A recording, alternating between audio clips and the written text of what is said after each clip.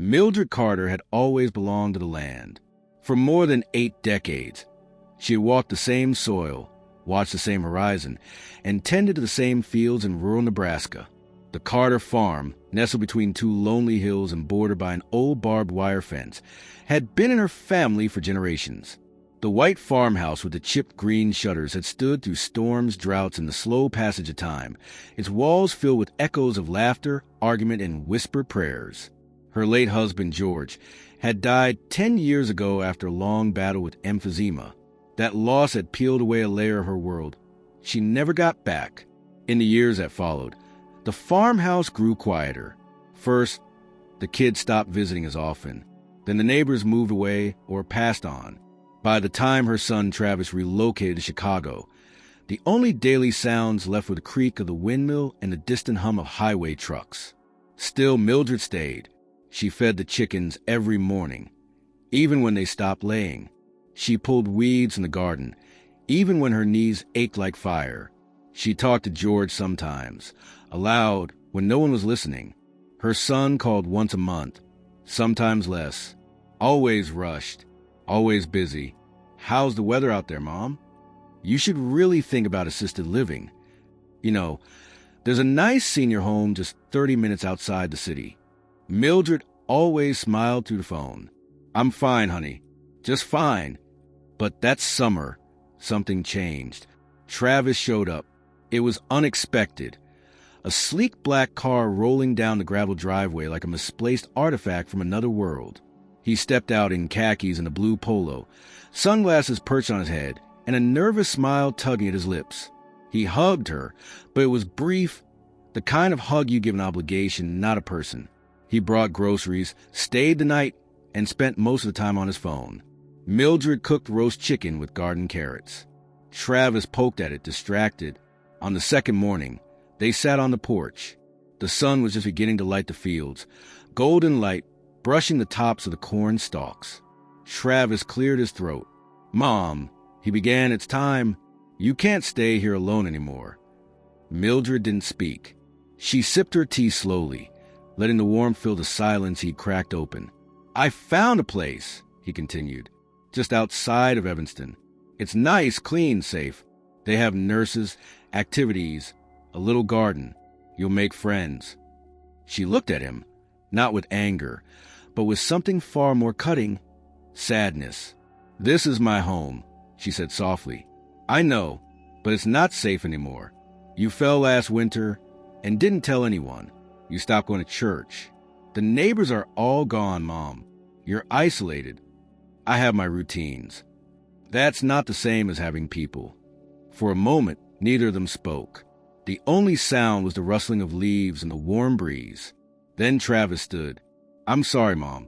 I already packed your bag." Mildred stood too, a little slower, gripping the armrest for support. "I won't go." "You have to." He didn't yell. He didn't raise his voice. That was the thing. The quiet certainty in his tone made it worse. The conversation was already decided. She was just catching up. 2 hours later, her suitcase was in the trunk. The house keys were left on the table. Travis locked the door behind them, then opened the passenger side of the car for her. Mildred didn't resist. She slid in and stared out the window as the farmhouse grew smaller in the rearview mirror. They drove in silence. Mile after mile, the fields rolled by muted greens and browns. She watched them the way one watches something dying, with helplessness and reverence. After nearly an hour, just outside a forgotten town, where the pavement turned to gravel again, Travis pulled over. He didn't say anything right away. He sat there, hands on the wheel, jaw tight. Then, almost in a whisper, "I can't do it." Mildred turned to him, confused. "I can't take you," he said, eyes fixed on the dusty windshield. "I thought I could, but I can't. You're not ready. Or maybe I'm not." He got out, walked to her side, opened the door. "Mom, I'm sorry." He placed her suitcase on the ground beside the road. Then he got back in the car, reversed onto the shoulder, and drove away. Mildred didn't move, not for several minutes. The dust hadn't even settled before the silence returned, deeper now, more complete. The only sound was the chirp of a grasshopper in the dry grass. She looked around. Empty road, hot sun, her suitcase. No explanation, no goodbye. It would have been easy to cry, to scream, to crumble under the weight of it all. Instead, Mildred Carter picked up her suitcase with trembling hands, turned toward the distant hills, and began the long walk back to the only place she had ever called home. She didn't know what was waiting for her, but whatever it was, she would meet it on her feet, not in the back seat of a car heading away from her life. The walk back to the farm was harder than Mildred had anticipated. The heat pressed down like a blanket soaked in sweat, and the gravel roadside bit her shoes with every step. Dust clung to her ankles, and small pebbles worked their way into the seams of her socks. Her legs were sore before she reached the second mile, but she didn't stop. Not once. Her arms ached from dragging the suitcase, and her vision swam from the strain of the sun overhead. But her mind stayed sharp, focused, hurt, yes, deeply, but also angry. Not the kind of anger that burns hot and fast, but the kind that settles heavy and cold. The kind that demands action, not reaction. When the white outline of the farmhouse finally emerged on the horizon, she felt nothing close to relief, just a stern, quiet resolve. She had been cast out by her own son, dropped like an unwanted package at the edge of nowhere, and yet she had returned, not defeated, but determined. She made it back just before the sky began to turn orange with the approach of evening. The house was as she left it, locked, silent, undisturbed. The keys, of course, were still on the kitchen table inside. Travis hadn't thought that part through. Or maybe he had, and just hadn't cared. Mildred didn't panic. She walked around the house, knelt slowly by the back porch, and reached under the loose board where she and George had kept a spare. Her fingers closed around the small rusted tin, and inside it, the familiar cold metal of the key. Inside, the air was still and a little musty. She moved slowly through each room, not out of fatigue, but purpose. She opened the curtains wide, let the evening light back in, ran her hand along the wooden railing of the staircase, as if confirming she had truly come home. Upstairs, she placed her suitcase back in the closet, her clothes still hanging there as if waiting for her. Everything was just as she had left it, but everything had changed. She didn't call Travis. She didn't cry. Instead, she walked out the back porch, sat in George's old rocking chair, and stared out at the fields. The wind danced through the tall grass. Crickets chirped beneath the steps. Somewhere far off, a dog barked once and then fell silent. This land, quiet and untended as it was, still pulsed with life. That night, she made herself a simple dinner. Leftover beans from the pantry, a heel of bread from the freezer, and a boiled egg. She ate slowly in silence. Then she went to bed, not because she was tired, but because she knew the next day would demand more of her than she had given in a long time. When morning came, it greeted her not with softness but demand. The front steps were scattered with dry leaves. The kitchen window had a crack she hadn't noticed before. The barn door creaked on a bent hinge, and the chicken coop, well, it was worse than she remembered. 3 of the hens were still alive, listless and confused, clucking weakly in the heat. Their feed tray was nearly empty, and the water basin had gone dry. Mildred wasted no time. She hauled 2 buckets from the well and refilled the basin, whispering to the birds as if apologizing. She found an old bag of feed in the shed and sprinkled it generously. The hens pecked at it with renewed energy, as if forgiving her already. The garden was a mess.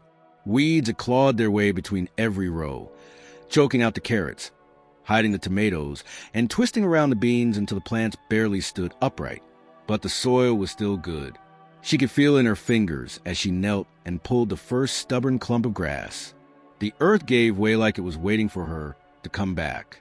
She worked until her back screamed in protest. Then she stood, took a breath, and kept going. By noon, she had cleared a small patch of garden and repaired the coop door with 2 old nails and a piece of scrap wood. She ate a sandwich on the porch, thick slices of tomato, salt, and butter on white bread, and allowed herself a moment of rest. But only a moment. The barn was next. The roof sagged near the east side where the last storm had ripped through.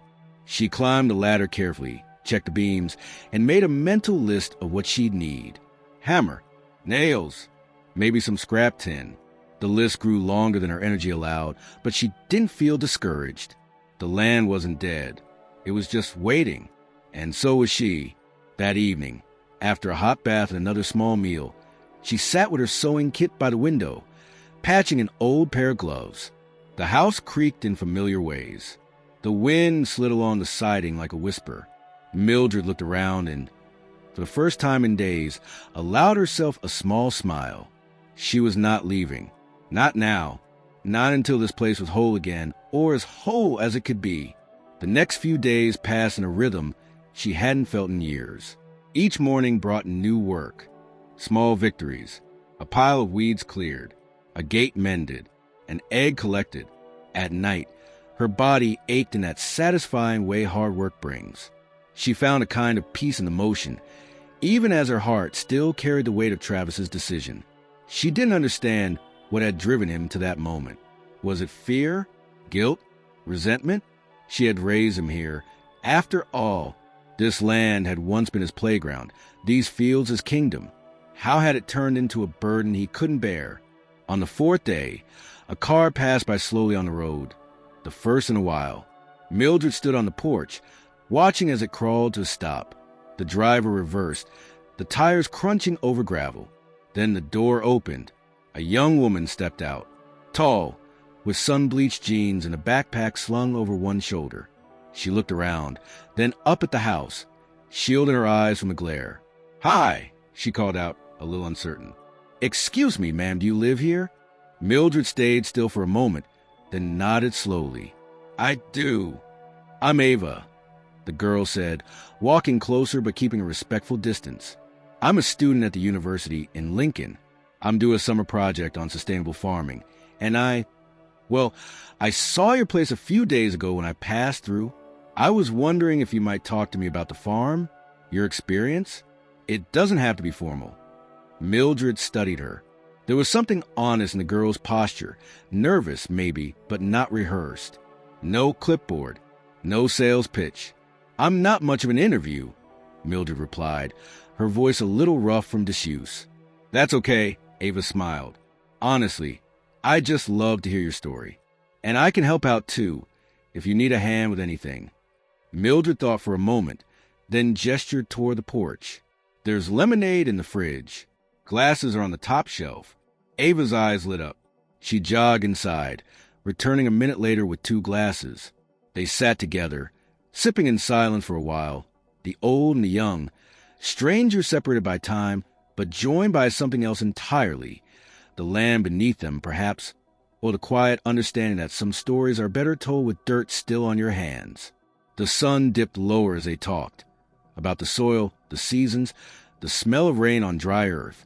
Ava listened closely. Mildred spoke slowly but clearly, with the weight of lived knowledge behind every word. And though she did not yet know it, something had already begun to shift. In the girl beside her, in the world beyond the fence, and deep within the story that was only just beginning to unfold. The following morning began differently. Ava had stayed late the evening before, helping Mildred carry buckets of water and discussing the state of the soil with an almost childlike fascination. By the time the stars appeared over the fields, she was still asking questions. Now, as the sun barely touched the tops of the trees, Mildred heard the sound of a car door closing and the soft crunch of gravel underfoot. She stepped onto the porch, rubbing the stiffness from her hands. "I brought gloves," Ava called out, holding them up like a peace offering. "And coffee." Mildred didn't smile, but she nodded with quiet approval. They got to work without much talk. It was an unspoken agreement. Less chatter, more action. The chicken coop had improved slightly since Mildred returned, but it was still too small and vulnerable to predators. While Ava cleared debris near the back of the barn, Mildred pulled out a weathered notebook she hadn't touched in years, an old ledger where George used to sketch out ideas for repairs and seasonal rotations. Page after page held diagrams, measurements, and notes in his careful, slanted handwriting. One page caught her eye, a coop redesign, never built. She held a notebook in one hand and a pencil in the other, adjusting a few details. The dimensions were manageable, the materials mostly available. She could repurpose wood from the collapsed fence by the southern edge of the property. The hinges from the unused shed door might still work. She wasn't sure she could finish it herself, but with Ava around, well, maybe the farm didn't need to stay stuck in survival mode. By midday, Ava had discovered the old compost heap and was practically gleeful. She took a handful of soil and let it run between her fingers, examining the texture. "This is black gold," she muttered. "It's dense, full of microlife. You could start a real regenerative garden here." Mildred raised an eyebrow. "Regenerative?"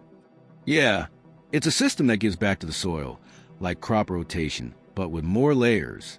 Companion planting, biodiversity, composting, everything working in harmony." Mildred nodded, slowly. "Sound a bit like how we used to do things before people forgot what dirt was for." Ava laughed. "Exactly. They worked until the light began to shift. Not quite sunset, but that hour when the shadows grow longer and the air cools just enough to make you wish you had started later." Ava's arms were streaked with dirt, her hair pulled into a messy knot. She looked nothing like the clean college student who had appeared at Mildred's door days earlier. She looked like she belonged. After putting the tools away, they sat on the porch again. This time, Ava pulled out her phone. "I've been recording bits of what we've been doing," she said. "Photos, videos, short clips of you explaining techniques. I didn't want to post anything without asking, but I think people would love this." Mildred glanced at the phone, then looked away. "I'm not sure what they'd find so interesting about an old woman cleaning up her yard. It's more than that. You're preserving something that most people don't even know they've lost. Real knowledge, living memory." Mildred didn't respond right away. She took a sip of her tea, then set the cup down. "Post whatever you want. Just don't expect me to start dancing in front of the camera." Ava grinned. "Deal." The next few days unfolded with a strange kind of urgency. Mildred wasn't sure where the energy came from, but something had shifted in her. Not just the daily rhythm of chores and repairs that she had always known, but a sense of movement beyond her small world. Ava was a force, tireless and curious. She asked questions no one had ever asked before, about irrigation, pests, heirloom seeds, about the names of trees and the habits of birds. She wrote everything down, but she also watched. She observed the way Mildred touched the soil, the care she gave the placement of each seed, the way she spoke to the animals like they were neighbors. One afternoon, while repairing the trellis behind the barn, Ava mentioned that her followers, she called them viewers, which Mildred found odd, were loving the project. "You're becoming a bit of a star," Ava said, half joking. Mildred brushed the dust off her hands. "As long as they're not expecting me to start preaching on Sundays, I think I'll survive." What neither of them realized at that moment was just how far the story had already spread. Online under the name The Farm Grandma, clips of Mildred were being shared, commented on, and reposted by thousands. There was something magnetic about the way she moved, slow but sure, firm but kind, a living relic of a time people didn't realize they were missing. Her hands in the dirt, her voice describing how to make natural insect repellents, her stubborn refusal to leave the land that raised her. And while Mildred remained unaware of the growing attention, its effects were already seeping into her world. One morning, a pair of volunteers from a nearby town arrived, offering to help repair the barn roof. They had seen the videos, they explained, and just wanted to lend a hand. Mildred was cautious, but Ava vouched for them, and soon the old barn echoed with the sound of hammers and conversation. That same day, a package arrived, a delivery box filled with gardening tools, gloves, seed packets, and a handwritten note. "Thank you for reminding us what roots look like." Mildred read the note 3 times before folding it neatly and placing it in her sewing kit. Still, for all the progress, there were limits. Her body did not always cooperate. Her joints swelled after a full day of labor, and her hands sometimes refused to grip what they had held for decades without complaint. She had the worst of it from Ava, refusing to be pitted. But the truth was beginning to show in small ways. A dropped bucket, a long pause on the porch steps, a sigh too heavy for words. One night, she woke before dawn and stared at the ceiling. The house was quiet, the kind of quiet that presses down on the chest. She turned on the lamp beside her bed, reached for George's old notebook, and opened it to a blank page. She began to write. Not instructions, not a plan, a letter. She didn't address it to anyone, just thoughts, moving slow and sure across the page. About legacy, about memory, about the ache of being left behind, and the quiet triumph of choosing to stay. When the sun rose, she tucked the notebook away. Later that morning, as she and Ava were kneeling near the western fence, setting new poles in the ground, Ava paused and wiped her brow. "I never asked," she said. "Why didn't you just give up when he left you like that?" Mildred didn't answer right away. She finished packing the dirt around the pole, then stood slowly. "Because this place remembers me," she said. "It knows my steps, my voice, my grief, and maybe it deserves to be remembered too." The sky was overcast when the knock came, not heavy with rain, just dim enough to mute the colors of the field and make the edges of the world feel slightly closer. Mildred had been kneeling in the hallway, patching a loose floorboard near the baseboard heater, when the sound echoed through the house. A firm, purposeful knock, not the curious tap of a neighbor or the erratic flutter of wind against wood. She paused, listening, then wiped her hands on the rag tucked into her apron. Another knock. She stood, straightening with care, and walked to the door. When she opened it, the young woman on the porch stepped back slightly, startled by how quickly the door had swung open. "Afternoon, ma'am," the stranger said. She looked to be in her early 30s, with curly hair tied up under a faded ball cap and a backpack slung over one shoulder. She held a binder tight against her chest. Mildred didn't respond immediately. The girl wasn't local, not someone from town or one of the distant farms. She had the look of someone passing through, not stopping to stay. "I'm sorry to bother you," the woman said, offering a quick smile. "I'm with a rural research project at the university. My name's Camille. We're mapping small-scale farms still in operation, especially those that are family-owned." Mildred studied her for a moment, then opened the screen door a little wider. "You better come in before the wind kicks up." Camille stepped into the house, removing her cap politely.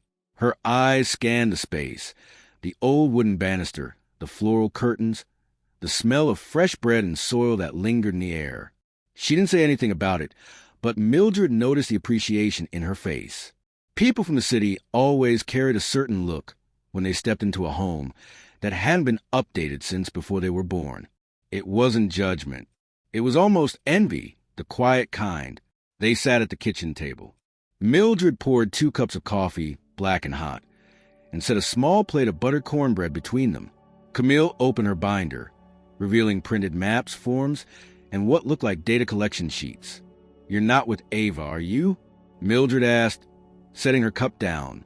Camille looked confused. "Ava, she's from Lincoln, been helping out around here." Camille shook her head. "No, I haven't heard of her. I'm actually from Omaha. This is part of my field work. Most of the farms I've visited aren't really active anymore. Yours is, well, it's not just active, it's alive." Mildred leaned back slightly in her chair. "Didn't always look this way." "I believe it," Camille said, "but there's something different about this place. You can feel it the moment you walk in." Mildred raised an eyebrow. "That's so." Camille chuckled. "I'm not trying to be poetic. I mean it. This house feels kept, not like a relic or a museum, like it's part of something still happening." Mildred didn't answer right away. She took another sip of coffee, then said, "Well, I've got no intention of turning it into a relic." They talked for the better part of an hour. Camille asked questions about the history of the land, the changes in crops over the years, irrigation practices, local wildlife. But she didn't just stick to technicalities. She asked about Mildred's memories, the blizzard of '87, the drought of '93, the fair in town where George won a ribbon for his tomatoes. She listened carefully, sometimes scribbling notes, sometimes just nodding as Mildred spoke. It was strange. Mildred thought, how many years had passed since someone had wanted to hear the full story, not just pieces, not just a headline of an old woman still living alone, but the real thread of it. The weaving of grief determination, routine, and silence. Camille didn't overstay. When she stood to leave, she paused at the door. "Would you be all right if I came back next week? Just to follow up?" Mildred considered it. "You don't mind getting your hands dirty?" "I don't," Camille replied. "In fact, I'd welcome it." Mildred nodded. "Then you're welcome." The next day, Ava returned from a quick trip into town. She had gone to pick up nails and paint for the coop and came back with groceries and a dog-eared copy of Farming Almanac she found in a thrift bin. Mildred told her about Camille. "She seems decent," Mildred said. "Asks good questions. Not afraid of looking me in the eye when she does it." Ava was quiet for a moment, then said, "It's good that people are paying attention." Mildred tilted her head. "People?" Ava hesitated, then changed the subject. "I started organizing the seeds by season. Found an old tin of Blue Lake beans behind the shed. Still viable." Mildred let the topic go. For now. Over the following week, both Ava and Camille began showing up. Not every day, but enough to keep the momentum moving. They came at different times, sometimes overlapping, sometimes not. Camille brought questions and books. Ava brought energy and solutions. Camille recorded stories with a small voice recorder. Ava built raised beds and cleared the fence line. Mildred never admitted it, but their presence softened something in her. It wasn't just a help, though that was needed and appreciated. It was the way they treated her knowledge, as something not just to preserve, but to rely on. One evening, Camille stayed after Ava had left. The two women sat on the porch, watching the horizon burn orange. "Can I ask you something a little personal?" Camille asked. Mildred shrugged. "Can't stop you. Why didn't you leave when your son drove away?" Mildred didn't answer right away. She watched a hawk glide silently across the sky, its wings stretched wide. "Because this place never asked me to," she finally said. It held on even when people didn't. Camille nodded, scribbling something in her notebook. "You know," she said, "there's a growing audience for stories like yours. Rural resilience, generational knowledge. I could pitch a feature, maybe even a short documentary." Mildred didn't respond. "You wouldn't have to be in front of the camera," Camille added. "Just your voice, your hands, your story." Mildred let out a slow breath. "Let's see if the roof holds through the next storm before we start talking about films." Camille laughed. "Fair enough." But that conversation stuck in Mildred's mind long after the sun dipped below the fields. That night, she sat by her bedroom window with a lamp on low and reread a letter she had written years earlier, a letter to Travis she had never sent. The ink had faded slightly, but the words still stung with truth. "I forgave you, even when you left. Not because I had to. Because I couldn't carry both grief and resentment. One had to go." She didn't know why she hadn't burned it or thrown it away. Perhaps because some part of her had always known the day would come when the words would be needed. Just not yet. The wind picked up. A storm might be coming after all. But for the first time in a long while, Mildred felt like she had the strength to face it. Not because she'd been spared from being left behind, but because she had chosen not to let that be the end of her story. By the second week of August, the farm looked noticeably different. Not transformed, not yet, but undeniably stirring. The land seemed to sense that it was no longer being ignored. Rows of soil once cracked and overgrown now held neat lines of young green growth. The compost pile, turned and rebuilt, steamed gently in the early morning chill. New tools leaned against the side of the barn, carefully arranged, and the air was tinged with the scent of turned earth and something else Mildred hadn't smelled in a long time: potential. Ava had started calling the front field the lab. She brought small color flags to mark where they had planted test crops: heritage tomatoes, bush beans, okra. She insisted on journaling every step: soil moisture, sunlight angles, pest activity. Mildred mostly let her do it, though she would occasionally shake her head when Ava overcomplicated what her hands already knew. "You can write all you want," Mildred muttered one afternoon as she pulled weeds from a cucumber patch. "But plants don't care about your charts." Ava laughed from the next row. "That may be true, but people do. If I want to prove this works, I have to show them how." Then you best show them what happens when a tomato plant gets leggy because someone waters it at the wrong time of day. I already wrote that one down. It became a rhythm. Mornings began early, with Mildred rising before the sun to check the animals and Ava arriving not long after, usually with breakfast from town or fresh herbs from the growing herb spiral they'd built near the porch. Camille still came on occasion, usually in the afternoons, and while she asked fewer questions now, she spent more time just working, hammering new stakes of the bean trellis or painting the freshly sanded porch railing. But it wasn't just the three of them anymore. The first message came in the form of a letter, a real one, not email, not a text. Handwritten and stamped, addressed only to Grandma on the farm. Inside was a note from a middle school teacher in Iowa who had seen a video Ava posted and shown it to her students. They were learning about food systems, and the kids had questions, real questions. Could they send letters too? Maybe drawings? Could they visit the farm someday? Ava read it out loud on the porch, while Mildred watered the porch plants. When she finished, Mildred looked up from the rosemary bush and asked, "Why are they writing to me like I'm some sort of TV show?" "Because they saw something real," Ava said. "And real is rare." That evening, they sat on the porch sorting through a new pile of envelopes that had come in the next day, drawings of gardens, small letters with crayon handwriting, and more messages from strangers who had stumbled upon Ava's account and couldn't look away. A mother in Colorado whose grandmother used to farm, a young couple in Vermont trying to grow their own food, a retired veteran in Texas who said the videos made him remember the smell of his grandfather's barn. Still, Mildred didn't know the full scale of it. Ava never lied, but she didn't volunteer the numbers either. Hundreds had turned into thousands, then tens of thousands. One short clip, just Mildred talking about planting by the signs of the moon, had gone viral, hitting over 300,000 views in 2 days. Ava had started tagging it all with #TheFarmGrandma. Half as a joke, half as a signal. The signal was working. By the third week, Mildred noticed things she hadn't expected. Someone sent a small shipment of heirloom seeds, labeled and preserved in small glass jars with handwritten tags.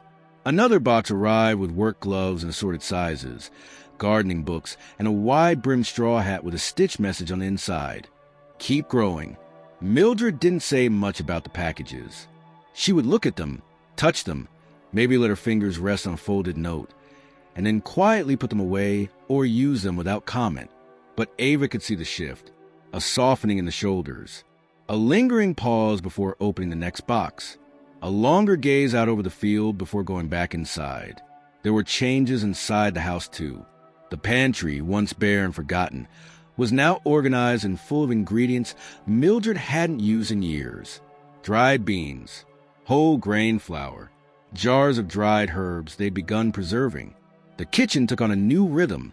Soup simmering, bread rising, sauces bubbling softly in the late afternoon. Ava recorded some of it quietly, framing shots of Mildred kneading dough or explaining the trick to keeping pickled onions crisp. One morning, after filming a short segment about sourdough starter, Ava sat at the table editing a clip on her laptop. Mildred passed behind her, glancing at the screen. "Is that what you show them?" "Some of it." "What do they say?" Ava turned the screen slightly. "Want to read the comments?" Mildred hesitated. "I don't much care what people say on the internet. Some of them might surprise you." After a moment, Mildred pulled out a chair and sat. Ava scrolled through slowly, reading a few aloud. "She reminds me of my Nana. I cried watching this. I don't know why. This woman makes me want to grow something. Why do I feel like I've known her forever?" Mildred listened without speaking. When Ava paused, she reached out and tapped the screen gently. "They don't know me, but I suppose they know the kind of woman I am. I think that's exactly why they care." Outside, the wind stirred the cornstalks. The late summer sun slanted through the window, casting gold across the table. Mildred sat still for a long time. Then she stood, walked to the window, and stared out at the land. "I want to plant sweet potatoes next year," she said. Ava turned. "That's not a big crop around here." "No, but George loved them. We stopped growing them after he died. I think it's time." Ava smiled. Then sweet potatoes it is. That evening, the two of them started planning next season's rotation. Mildred taught Ava how to map the garden using string and old wire stakes. They debated which companion plants would help the squash and where to place the marigolds to deter pests. Camille arrived late with fresh-cut sunflowers and a new voice recorder, and they sat outside as night fell, marking rows on paper and passing ideas back and forth. Mildred didn't say it aloud, but something had changed inside her. The fight she had inherited, to survive, to remain, to remember, had shifted into something else. Not survival, not even stubbornness, but stewardship, the kind of work that reaches forward, not just back. And the seeds she had once thought were long buried, in the ground and memory, in the parts of her heart that had gone quiet, were beginning to sprout again, not just in her soil, but in strangers, in stories, in the wide, watching world. It was a Friday afternoon when the black sedan pulled into the long gravel drive, dust rising behind the tires in a slow, reluctant plume. Mildred was in the barn loft, sorting through old fencing wire, when she heard the unmistakable crunch of wheels turning onto her land. She paused, listening. The car door slammed shut, not aggressive, but not tentative either. Heavy steps followed on the gravel, then the familiar creak of the gate that separated the yard from the field path. She didn't need to look to know who it was. Travis hadn't called, hadn't written, hadn't even replied to Ava's polite email weeks earlier, letting him know his mother was still living on the property, thriving, even. But now, here he was, walking into the frame of her life again like a man returning to a place he thought he had buried. Mildred took her time, descending the ladder. Her hands, still strong, gripped the rungs with practiced ease. She walked out into the light, blinking as she stepped into the sun's glare, and saw him standing by the porch, one hand resting on the railing, the other holding a pair of sunglasses he'd already removed. "Mom," he said, as if the word was a question and a greeting all at once. She didn't answer right away. Instead, she took a long look at him. The creases at the corners of his eyes a little deeper, his posture slightly more unsure than the last time. He looked tired, but it was the kind of tired that came from within, not from lack of sleep, a kind of quiet guilt. "You look thinner," she said flatly. "You look strong," he replied, though it sounded like a surprised observation more than a compliment. "What are you doing here, Travis?" He hesitated. "I was in Omaha for work. Thought I should check in. Make sure you were still, alive." She nodded slowly, still breathing, still feeding chickens, still doing fine without you. The words hung between them. He didn't flinch, but his eyes darted to the porch swing, then the garden, then the rows of green rising beyond the fence line. "This place looks different," he said. "Because it is..." "Did you hire someone? It's cleaner. I thought you said you couldn't manage it on your own." "I couldn't. Then I did. Ava's been helping. So have others." Travis blinked, clearly not expecting the mention of outside help. "Ava, a student, came to ask questions. Stayed to do more than that." He nodded, then looked down at his shoes. "I wasn't sure what I'd find when I came back." Mildred crossed her arms, her voice quiet but pointed. "What did you expect? A grave marker in the garden?" He looked up, and for the first time, his voice cracked just slightly. "I wasn't trying to abandon you, Mom." "But you did." There was no venom in her tone, just fact. "I panicked," he said. "I thought, I don't know. I convinced myself you'd be better off in a facility. That maybe I wasn't equipped to deal with you getting older, with all of it. So I made the call, and then I couldn't follow through. You left me on the side of a road." He winced. "I know," he said. "I know, and I think about that moment every day." There was silence then, long and dense. A bird called from a nearby oak, and the wind stirred the fields gently. Mildred watched him for a moment longer, then gestured toward the porch. "If you want to eat, grab a hoe. Dinner's in 3 hours, and the garden still needs weeding." He didn't question it. He didn't resist. He followed her to the shed, rolled up the sleeves of his button-down shirt, and began working alongside her in the late summer sun. The work humbled him. Within minutes, sweat beaded on his forehead. Dirt crept beneath his fingernails. He moved awkwardly, the way people do when their bodies remember nothing about manual labor. Mildred didn't offer sympathy. She pointed, gave instructions, and let him figure it out. By evening, they sat at the kitchen table, plates heavy with fried squash, mashed potatoes, and slices of cucumber and vinegar. Ava arrived halfway through the meal and froze when she saw Travis. "Hi," she said cautiously. Travis stood, brushing his hands on his jeans. "You must be Ava. Mom mentioned you." She nodded. Did she also mention she's a local celebrity now? Mildred shot her a look, but Ava continued, pulling out her phone. "We've got 500,000 people following us now.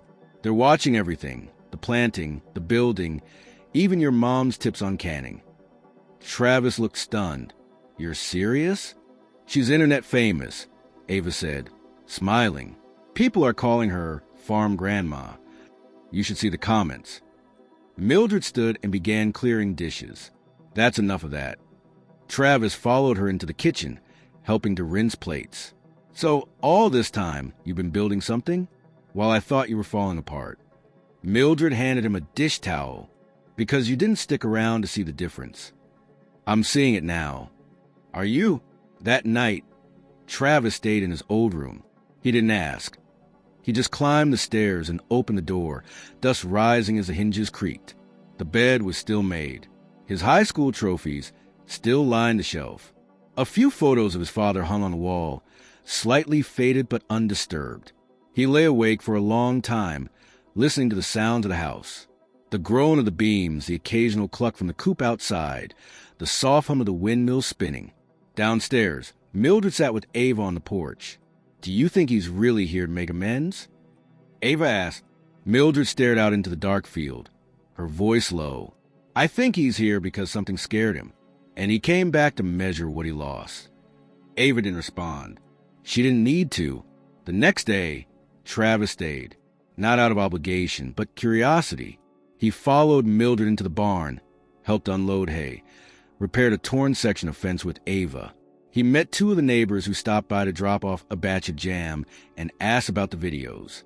He watched his mother lead conversations with quiet authority, explaining how to tell when a watermelon was ripe, how to dry basil in the sun, how to sharpen a scythe. And he watched how others listened, not politely, not with condescension, with respect. He had never seen his mother through those eyes before. Not as someone clinging to a past life, but as someone forging a new one in the same soil where the old one had ended. That evening, after Ava left, Travis sat beside his mother on the porch. The skies streaked with purple and gold.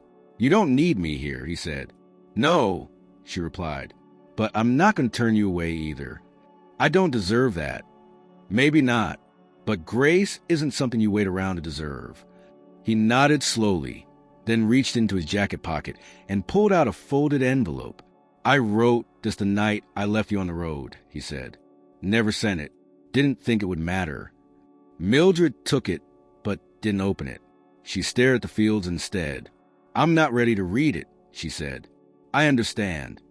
The porch creaked beneath their feet as they sat side by side, the air cooling around them, the silence less strained now, softer somehow. Travis hadn't come to fix anything, but maybe he had come to witness it. In the following days, Travis didn't leave. He didn't say why he stayed, and Mildred didn't ask. There was no need for explanations. The land had its own way of sorting intentions.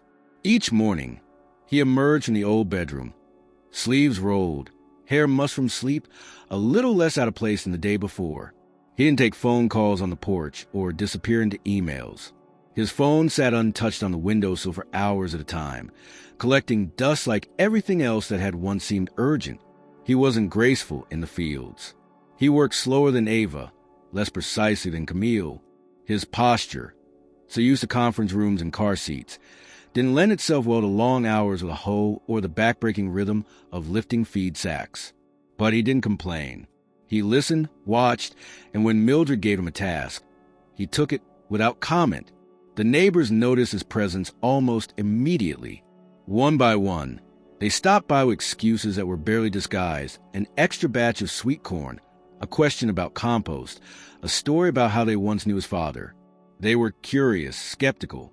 Some remembered Travis from school or from the last church barbecue he'd attended a decade ago. None of them asked why he was back. Instead, they asked about the videos, about the tomatoes, about the little girl from the internet who had called Mildred the grandma I wish I had. That name stuck. Farm grandma. Mildred still didn't quite know how to feel about it. She didn't fully understand the digital world that had grown around her image, but she could feel its weight now. Not intrusive, but present. The garden beds were no longer just for feeding herself. They were demonstrations. The compost pile had become an educational site. Even the porch swing, where she used to drink her tea in silence, had taken on new meaning. It was now a setting, a stage, a place where words traveled far beyond the front gate. Travis watched it all unfold, astonished. He hadn't believed Ava at first. Now he saw it himself. People pulling up in rented cars just to meet her, letters arriving daily, emails printed out and read aloud in the kitchen. One family drove 5 hours from Kansas just to deliver a basket of hand-picked apples and say thank you. But with every new visitor, every smiling face, every small gesture of reverence, something stirred in Travis that he hadn't expected. Envy, not of her success, but of the love it represented.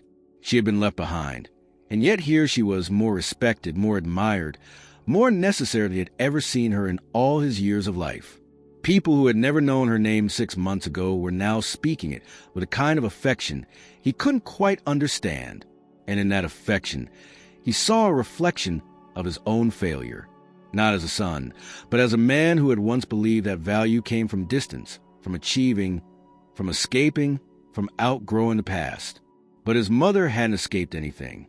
She had stayed, endured, aged, and now, somehow, risen. He tried to contribute. He cleaned the shed, repaired 2 screens, and helped Ava erect a new trellis of cucumbers. He even managed to build a compost sifter with Camille's help. Yet, the more he did, the more invisible he felt. The land didn't respond to him the way it did to her. The neighbors didn't lean in when he spoke. Ava and Camille respected him, sure, but they didn't look at him with admiration. They looked at him like someone who was catching up. One evening, as the sun dipped low, Mildred was on the porch shelling peas when Travis walked up, dust on his shirt and sweat along his collar. "You're quieter than usual," she said. He sat beside her, resting his arms on his knees. "Do you ever feel like you missed your chance to become the person you were supposed to be?" Mildred didn't answer immediately. She finished shelling another pod, dropped the peas into a bowl, and set the empty shell aside. "No one becomes who they're supposed to be," she said. "You just become who you decide to keep showing up as." Travis looked out the garden, where Ava was still watering the rose. Her silhouette moved steadily in the golden light, back and forth, methodical. "I don't think I showed up for a long time," he admitted. "You didn't," Mildred said, matter of fact. "But that doesn't mean you can't now." Later that night, he couldn't sleep. The house groaned in familiar ways, but they felt different now. Less like memories, more like judgment. He went downstairs, poured himself a glass of water, and stood by the kitchen window, looking out at the dark stretch of land. Then, without thinking, he walked to the drawer beside the sink and pulled out an envelope. The one he had given her days ago, the one she hadn't read. It was still sealed. He stared at it for a long time before sliding it into his pocket. The next day, Mildred received a request from the town's elementary school. One of the teachers wanted to bring a group of students for a visit. They were learning about food systems, and many of the children had never seen a real garden or held a live chicken. Mildred didn't hesitate. "Tell them to come Thursday," she said. "We'll have eggs to collect and carrots to pull." Camille helped coordinate. Ava organized stations, one for planting, one for compost, one for simple harvesting.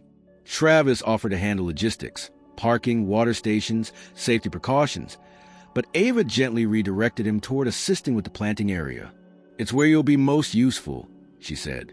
She didn't mean it as a slight, but he felt the sting anyway. Thursday arrived bright and warm. 2 yellow buses pulled in mid-morning, and a dozen children spilled out, eyes wide, faces open. Mildred greeted them with quiet authority, explaining how to move gently through the rows, how to hold a carrot by its base, how not to spook the hens. Travis watched her with the children, how they clung to her words, followed her every gesture. One little girl hugged her legs without warning, and Mildred, who normally bristled at sudden contact, bent down and tied the child's shoe like she'd been doing it all her life. The visit lasted 3 hours. By the end, the kids were covered in dirt, giggling, and proudly carrying small bundles of herbs and vegetables back to the bus. Several teachers thanked Mildred profusely, some with tears in their eyes. Ava filmed bits of it discreetly, already imagining how the footage would inspire others. When the last bus drove away, Travis stayed behind while the others returned to the porch. He stood at the edge of the garden, looking down at his own hands, now stained with soil, the soft ache in his back a reminder that he'd worked that day, not behind a desk, but for something real. He walked back to the house, past the chickens, through the back gate, and found Mildred sitting alone at the porch table, sipping cold tea. He pulled the envelope from his pocket. "I've decided," he said. "I don't want you to read this." She looked up at him, eyebrows raised. "Because I think it was meant for the man I used to be," he continued. "And I'd rather earn my place here, not apologize for why I left it." Mildred studied him for a moment. Then she reached out and took the letter, opened it, and without reading a word, tore it cleanly down the middle. She handed the halves back to him. "Then we'll both forget it ever existed." Ava stepped onto the porch just in time to see the gesture, pausing with a box of tomatoes in her hands. "Everything all right?" she asked. Mildred nodded, then turned to Travis. "If you're staying, you'd better learn how to prune cucumbers without killing the vine. We're teaching a group next week." "I'll be ready," he said. It wasn't forgiveness. It wasn't reconciliation in the poetic sense. But it was, perhaps, something better. A beginning. It was late September when the air began to shift. The heat of summer had thinned, leaving behind cool mornings' crisp light and the slow decay of leaves turning brittle at the edges. The garden still bore fruit, late squash, fall peas, herbs in stubborn bloom, but there was an unspoken awareness among everyone at the farm that something was coming to a close. Even the wind had changed. It no longer carried dust and pollen. It carried memory. Travis had settled into a rhythm, or something like it. He wasn't graceful in his work, but he was consistent. He started waking up before the others, putting coffee on the stove, and sometimes feeding the chickens before anyone else came out. Mildred didn't praise him. She didn't have to. He noticed the small nod she gave when he handed her a basket of eggs with all the cracked ones separated, or when he fixed the sagging porch step without being asked. But he also noticed other things. Camille had begun coming less frequently, absorbed by editing a longer project she was developing based on her recordings. Ava, however, had become part of the daily landscape, almost as permanent as the garden rose. Her presence no longer felt like a guest. It was foundational. She made the lists. She coordinated visits. She took calls on Mildred's behalf. She organized a small calendar posted on the fridge, color-coded by crop tasks and online events. One afternoon, Travis walked into the kitchen and found Ava on the phone, speaking softly but urgently. "Yes, she's here." "No, she doesn't do interviews." "That's not the point. If they want footage, they can use what's already online." "No, I won't ask her again." He stood in the doorway, arms crossed, waiting. Ava glanced over her shoulder, then ended the call. "Media inquiry. Another one. How many is that this week?" 5.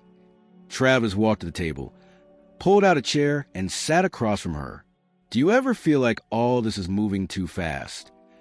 Ava closed her notebook. "You mean the internet part of it?" "I mean all of it. The attention, the people, the way this place is becoming something else." Ava leaned back.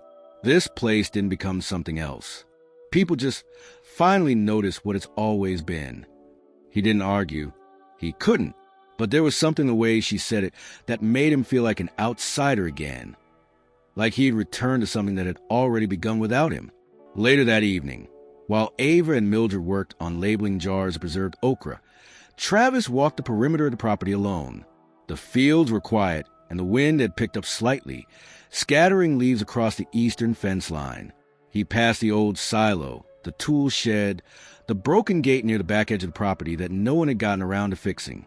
And then he paused. Just beyond the broken gate, the fence ended abruptly.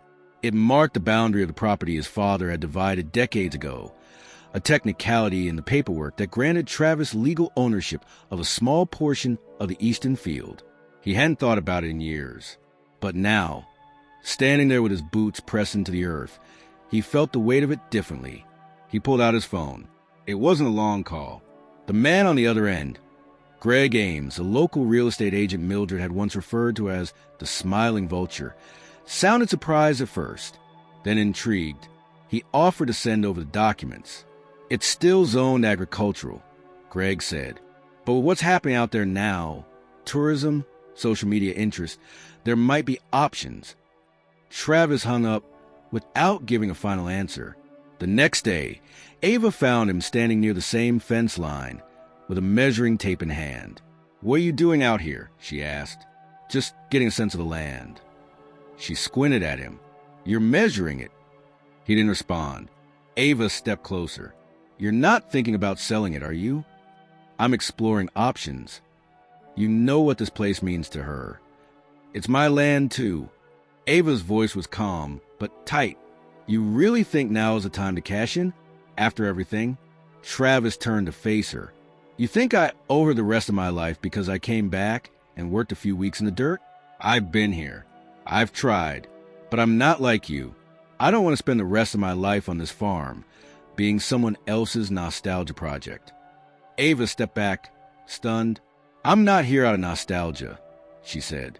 "I'm here because she matters, because this place is worth something real." "Then buy from me?" She blinked. "Excuse me?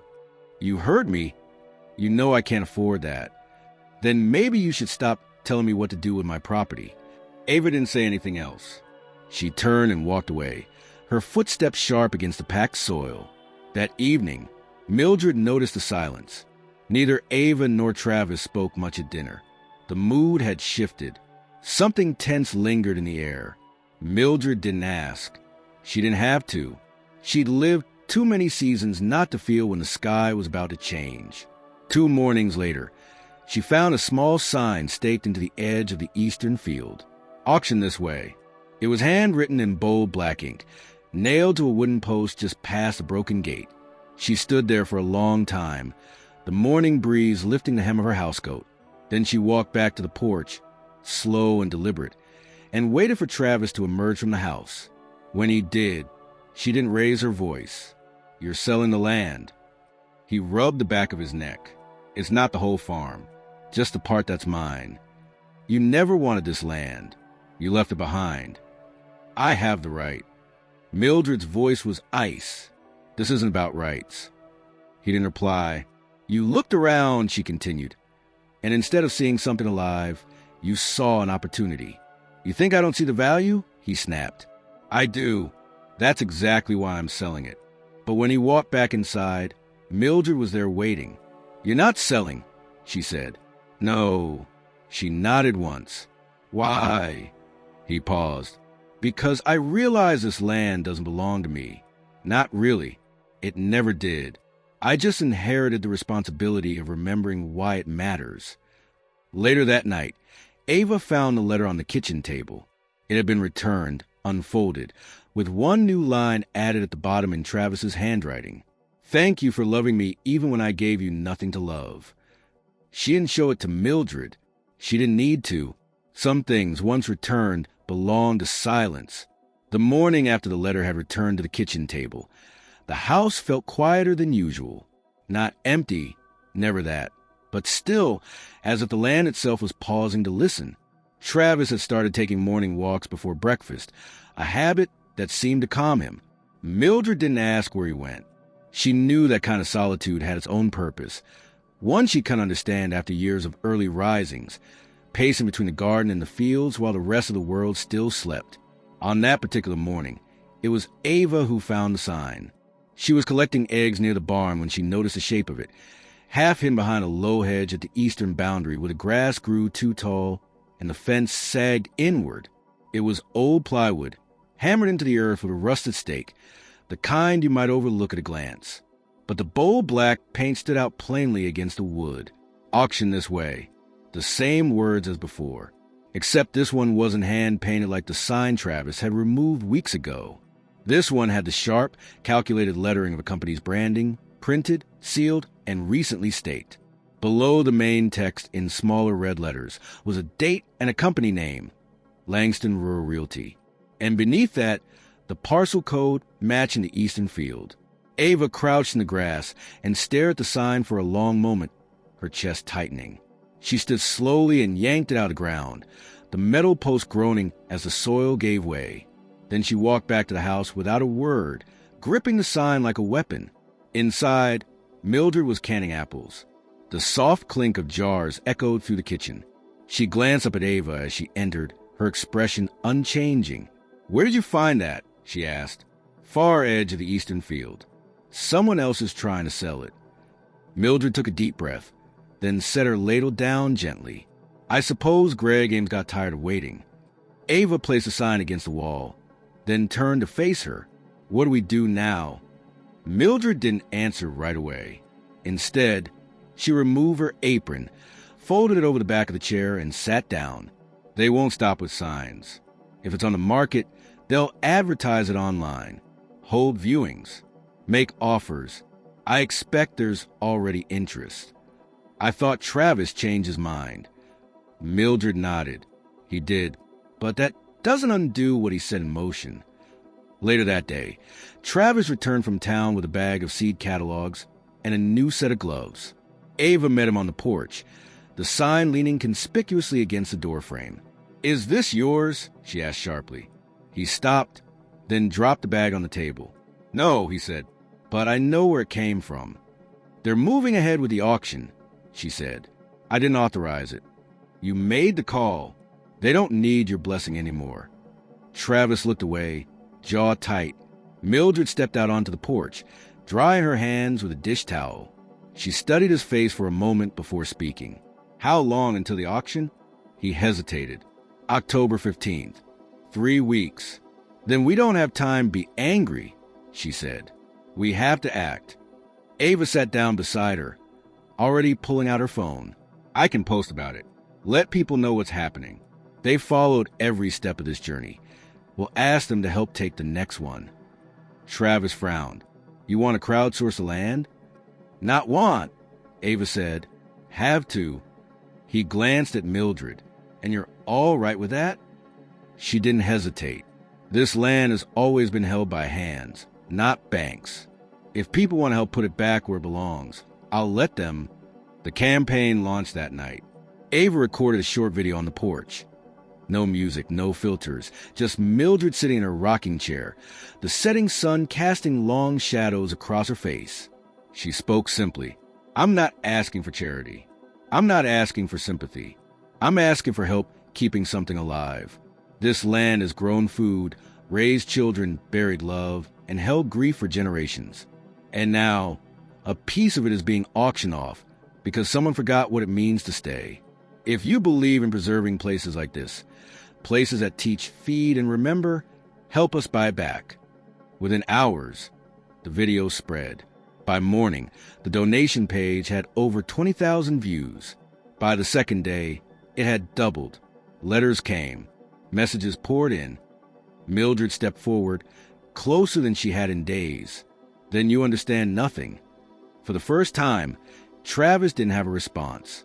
Later that day, the sign was gone. Not because Travis removed it, because Ava did.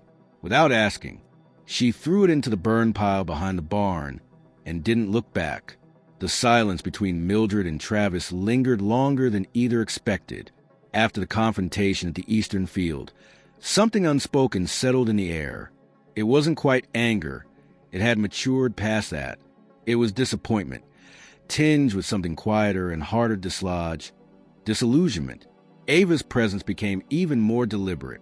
She stayed later in the evenings, took on more tasks, and began working with a new focus, less idealistic, more protective.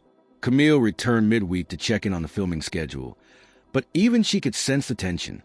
During lunch one day, while the three women sat in the kitchen peeling apples for a fall preserve batch, Camille lowered her voice. Is he really going through with it? Mildred didn't answer. Instead, she dropped the peel into the compost bin and reached beneath the bench where she kept a tin box that hadn't been opened in years.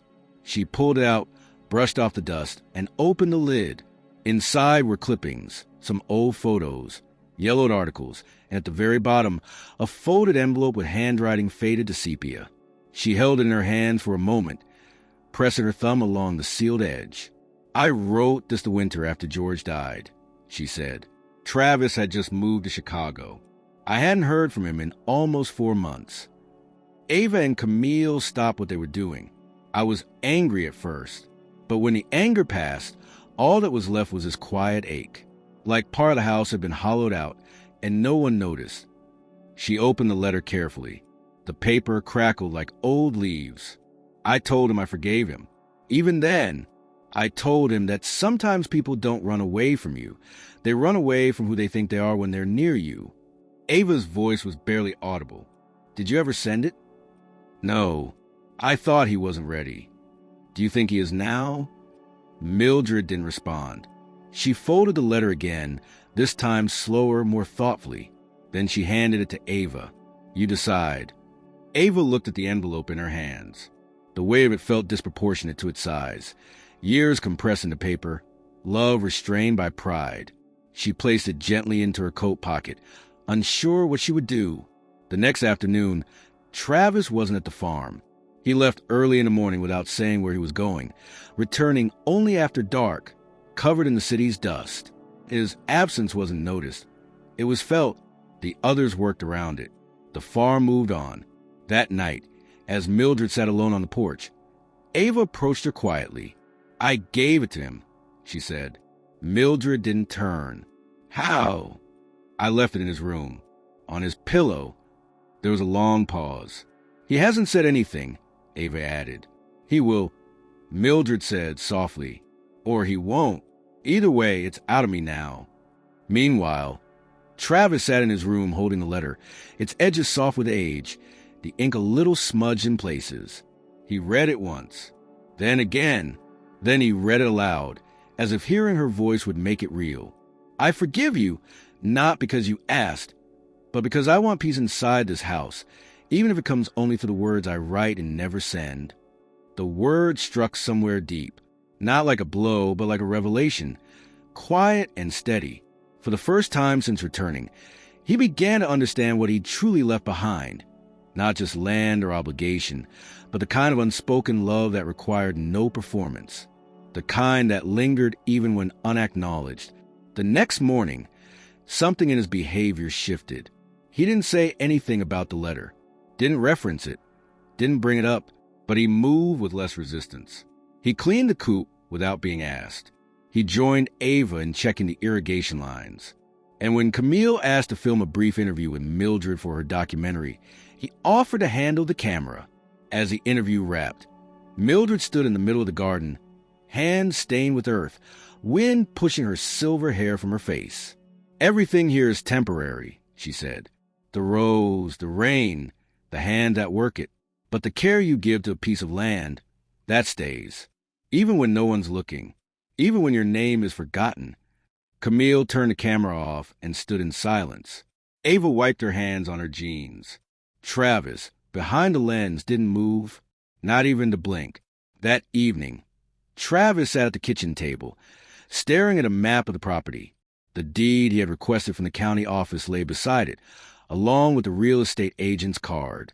He looked at it all in silence, then stood up, walked outside, and set fire to the card in the old metal barrel behind the barn. He didn't tell anyone. He didn't need to. Teachers shared the video with classrooms. Homesteaders across the country reposted it. A local radio station picked up the story. Then a regional news outlet. Then national attention. The farm grandma's last stand. One headline read, Mildred hated the dramatics, but she understood the necessity. The money came in slowly at first.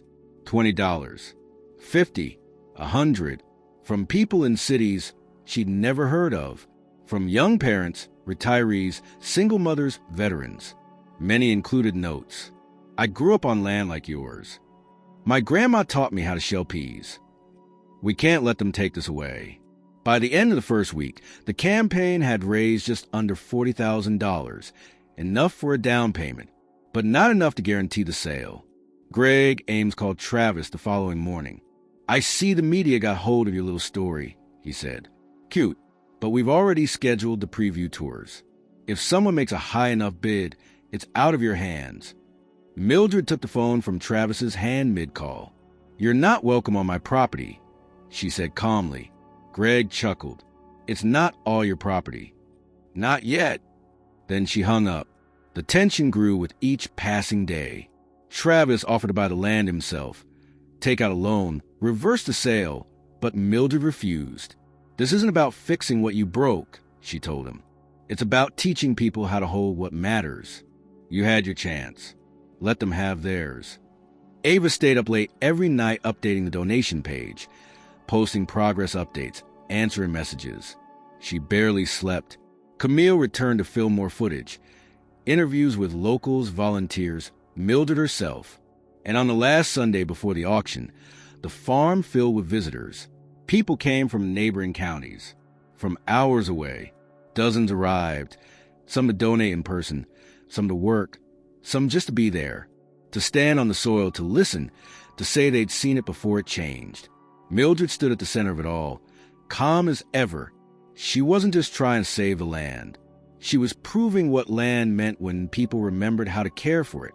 The morning of October 12th broke cold and overcast. A grayness settled over the fields, casting everything in pale light. The wind had shifted again, sharper now, carrying the first hints of approaching winter. The garden had been mostly harvested. Rows were cleared, the soil turned, a few stubborn squash still clinging to their vines as if unaware of the calendar. Mildred stood at the edge of the property, staring eastward toward the lot in dispute. The grass there had been flattened by foot traffic and recent rain, marked now by tire tracks from prospective buyers.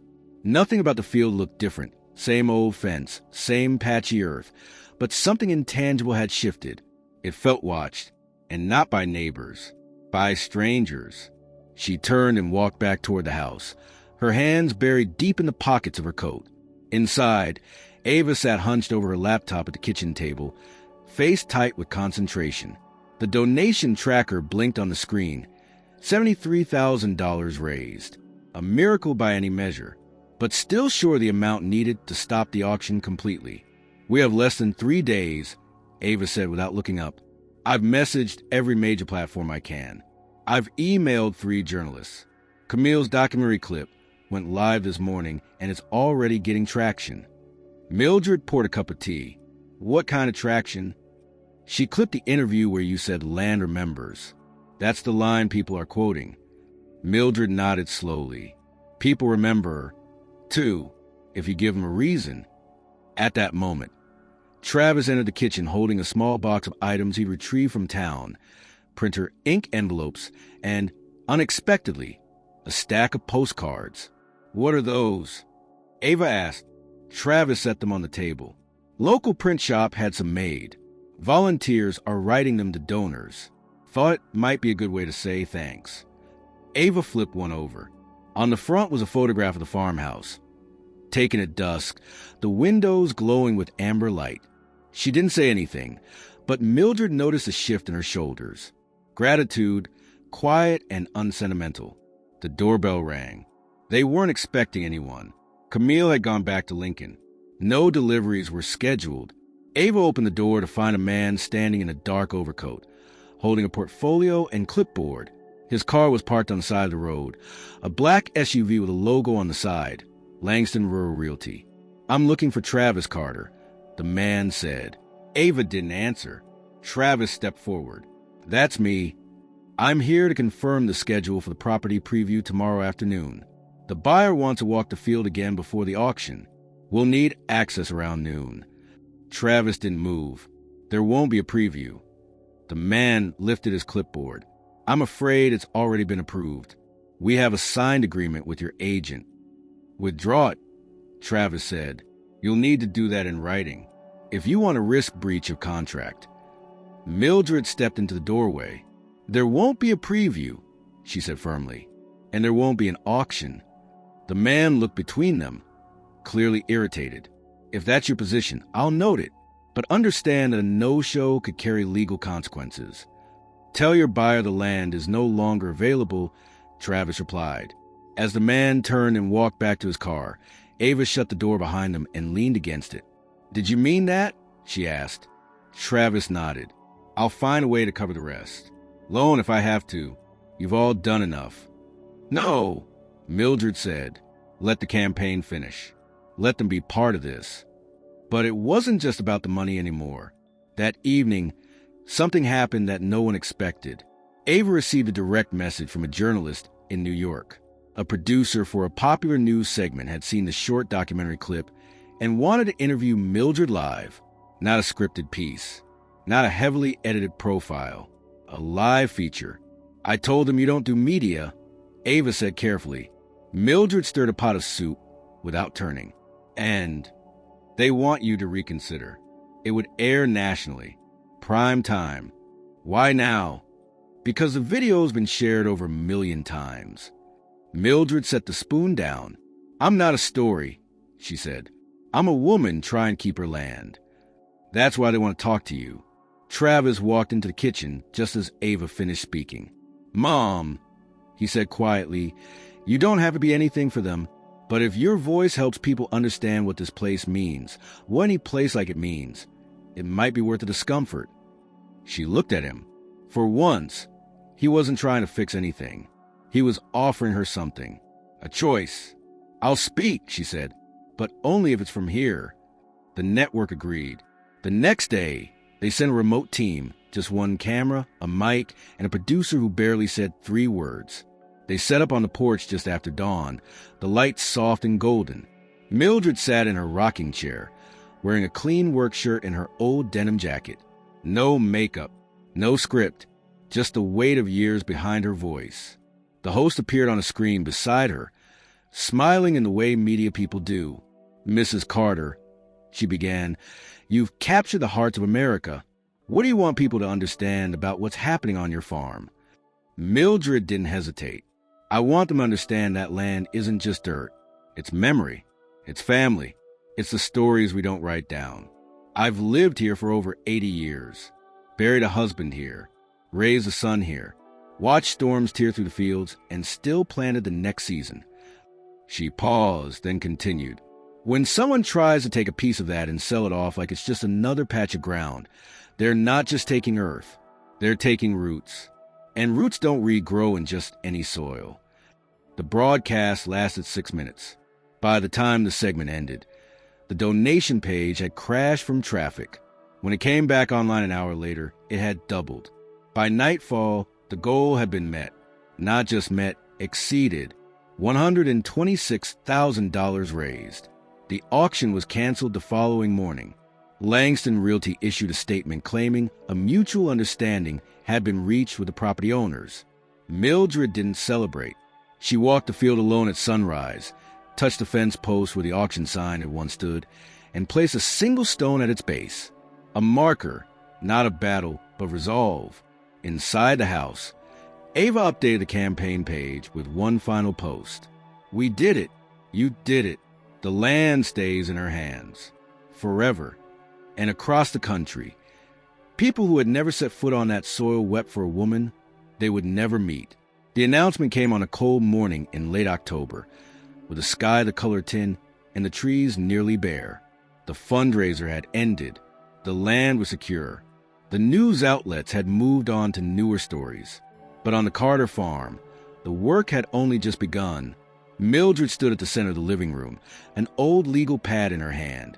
Her fingers curled around the edge like she was holding on to more than just paper. Ava and Travis sat across from her, both waiting, both uncertain what exactly they were being summoned for. She cleared her throat once before speaking. "I've made a decision," she said. Travis straightened slightly. Ava leaned forward, her eyes locked on Mildred's face. "I'm not going to keep this farm the way it's always been. It doesn't belong to one family anymore. Not really. It belongs to everyone who helped keep it here.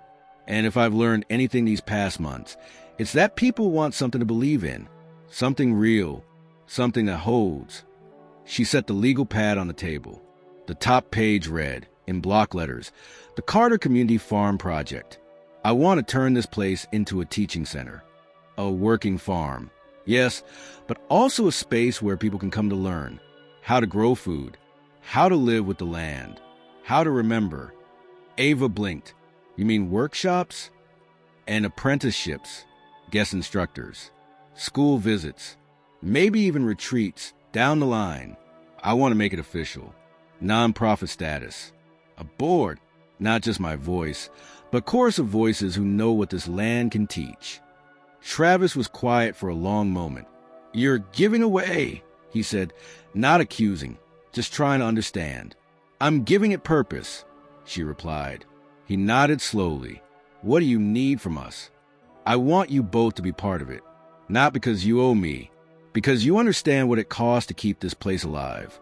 That's the kind of knowledge I want baked into the foundation." Ava picked up the pad, flipping to the handwritten notes. Sketches of class schedules, ideas for seasonal programming, even a list of names, local farmers, educators, artists. Mildred had been working on it longer than anyone realized. "When did you decide this?" Ava asked. "The morning after the auction was canceled." Mildred said, "I walked the field, looked at the frost on the soil, and realized I didn't want to keep it just to keep it. I wanted to pass something on." That same week, Mildred scheduled a meeting at the town hall, not just to inform, but to invite. She had never liked public speaking, but when she stepped up to the small podium in the municipal building, she carried herself with the kind of confidence that came from surviving things most people never even imagined. "I'm not here to ask for permission," she said. "I'm here to ask for participation." Over 30 people attended. Neighbors, teachers, young families, even the mayor. Ava presented the vision using a slideshow she and Travis had built together. Camille returned to film the event, capturing reactions, recording testimonials. By the end of the night, 12 people had volunteered to join the advisory committee. Several local businesses pledged materials and support. A nearby university offered to send interns during the summer. The idea had taken root. In the days that followed, the farm transformed again, not physically but structurally. Ava handled the paperwork for nonprofit status. Travis began designing a new outbuilding that would serve as a learning barn. Mildred continued her usual work, but with a new energy behind her movements. Every seed she saved, every fence she repaired, now held meaning beyond her own use. Word spread fast. A retired carpenter offered to build benches for the teaching garden. A homeschooling group reached out about field trips. A soil scientist from Des Moines asked if she could run an educational series on crop rotation. A grant arrived unexpectedly, $5,000 earmarked for community education. Still, the work wasn't always easy. Mildred had to fight herself more than once. Her instinct for control, her protective grip over certain corners of the land. When a younger volunteer suggested rearranging the garden beds for a better flow of foot traffic, Mildred bristled. But later, she walked the proposed path herself and admitted quietly that it made sense. Travis struggled, too. His instincts still bent toward efficiency, to control. He drafted project schedules, budgets, timelines. But the farm didn't run like a firm. It ran like a story, meandering, personal, alive. "Everything here breathes," Mildred told him one afternoon, as he stood reviewing blueprints beside the barn. "You can't manage breath like a checklist." "I'm learning," he said, and meant it. They began planning the first official season of workshops for spring. The calendar filled quickly. Composting, seed starting, rainwater capture, herbal medicine, wildflower identification. Ava suggested they call the series Root to Bloom. Mildred approved. Meanwhile, online interest surged again. Ava posted a new video, Mildred explaining the vision for the community farm. Standing among the turned soil, a breeze lifting her gray hair. The video went viral within days. Donations increased, but more than that, people began writing again, not just from the Midwest, but from cities and suburbs, from deserts and coasts. They wrote about what they wanted to learn. what they wanted to remember, what they had lost, and what they hoped to find again. One woman from Oregon wrote, "I grew up in a cul-de-sac. I've never touched soil that wasn't in a planter. But when I watch her speak, I feel like I'm being taught by someone I should have known all my life." By November, a small wooden sign was placed at the farm's entrance, carved by a local artist. Carter Farm and Learning Grounds. Established 1923, reclaimed 2025. Grow, teach, remember. Mildred stood in front of it with Ava and Travis. The first dusting of snow beginning to fall. "It's strange," she said, "to see something you thought was ending begin again." "It's not strange," Ava replied. "It's legacy." That night, they hosted the first official dinner for the new board. Not formal, just soup, bread, cider, and laughter. Mildred sat at the head of the table, listening more than she spoke, watching the conversations rise and fall around her. She didn't need to lead anymore. She had already done the hardest part. She had stayed. And now, she was handing that choice forward. By the time spring arrived, the farm no longer resembled the place Travis had once tried to abandon. The buildings were still the same: aged wood, chipped paint, familiar shapes under open skies. But the energy that now pulsed through the land had shifted entirely. The Carter property had become a kind of beacon, not loud or flashy, but steady, grounded. It drew people from all corners of the region: young families, school teachers, gardeners, retirees, skeptics, seekers. And at the center of it all was Mildred. She never used the term director. She didn't like labels, didn't want a title that separated her from the dirt under her nails. People simply called her Grandma M now, not always to her face, but certainly when they spoke of her, which they often did. And though she never chased attention, it continued to find her. One morning in early April, 2 school buses arrived, each carrying a dozen children from the city. Ava met them at the gate, clipboard in hand, her voice carrying across the garden rows as she welcomed them with a practiced but warm tone. Behind her, volunteers finished setting up the stations, composting demonstrations, planting zones, a wheelbarrow race course that had become unexpectedly popular with visiting groups. Mildred stood at the edge of the herb garden with 3 young boys who couldn't have been more than 7.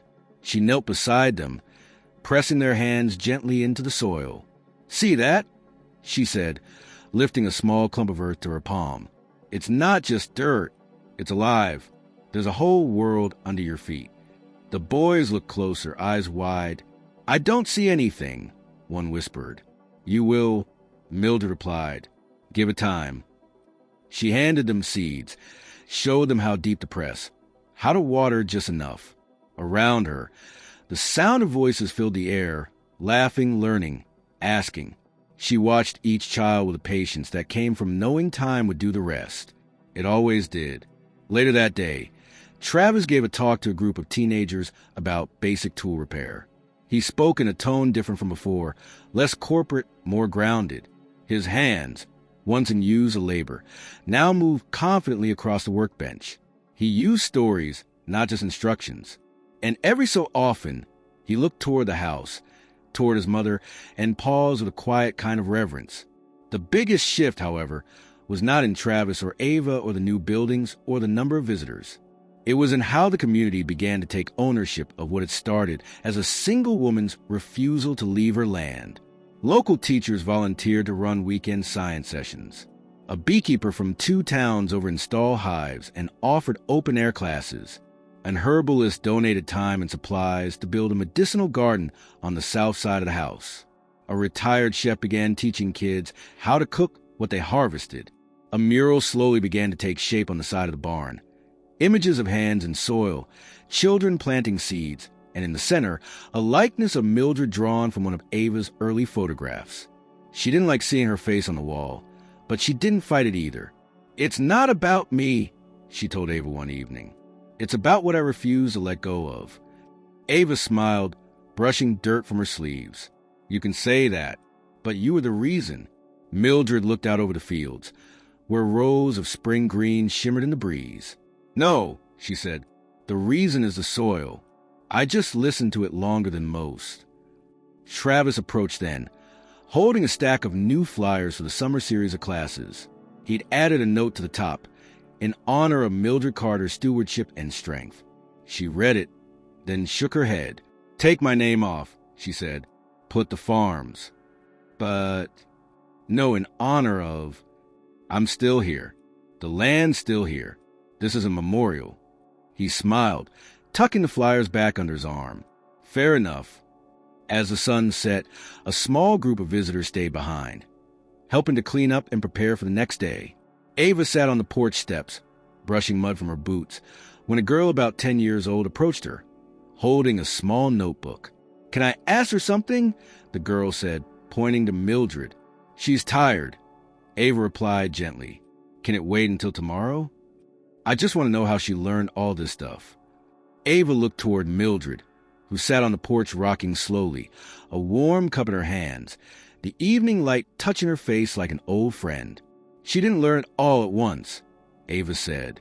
"She lived it." The girl nodded, then wrote something down. Later, after the visitors left and the gates were locked for the night, Travis joined his mother on the porch. "I think they'll keep coming," he said. "They will," she replied. "What happens when you can't run it anymore?" She took a long sip from her cup before answering. "Then it keeps going. That's the whole point. Have you thought about writing it all down?" "I don't need to," she said, watching the wind ripple through the field. "It's already written. Every footprint, every crop, every kid who leaves here knowing how to grow something. That's the record." Travis sat beside her in silence. Ava came out a moment later, handing Mildred a new notebook, a leather-bound journal with clean, cream pages. "Just in case you change your mind," she said. Mildred took it with a nod, sat beside her, and resumed rocking. Spring deepened. The programs expanded. The land pulsed with life. And through it all, Mildred stayed, not at the center, but part of the whole, like a root system beneath it all. Present, unseen in places, but essential. She was not the abandoned mother, not the fragile elder waiting for someone to save her. She was the keeper of something larger than herself. She was the memory and the motion, the beginning and the continuation. She was the soil that held.